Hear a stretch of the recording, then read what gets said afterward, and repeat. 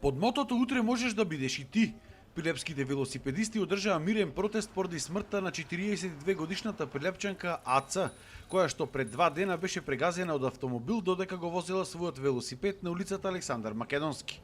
Велосипедистите се пожалија на големата сообраќајна некултура на возачите на автомобили, недоволното реагирање и заштита на велосипедистите и пешаците од страна на МВР и немањето на скоро никаква велосипедска инфраструктура во Прилеп.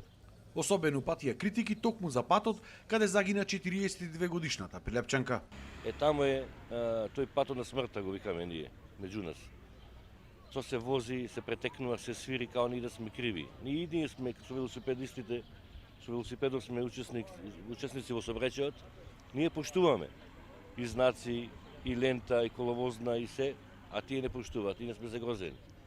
Велосипедска инфраструктура немаме во градов, хендикепирани сме во тоа, нема безбедно место повеќе за вози, нема безбедни патишта, не знаеме каде да одиме, каде да возиме, да не бидеме или свиркани некој, или опсуени, или раскарани, изгазени, прегазени, турнати, било како. Велосипедистите упати апел до сите надлежни фактори, МВР, локалната самоуправа и сите институции поврзани со безбедноста во сообраќајот, да преземат итни мерки за промена на оваа според нив катастрофална ситуација. Моментално безбедноста е на многу ниско ниво.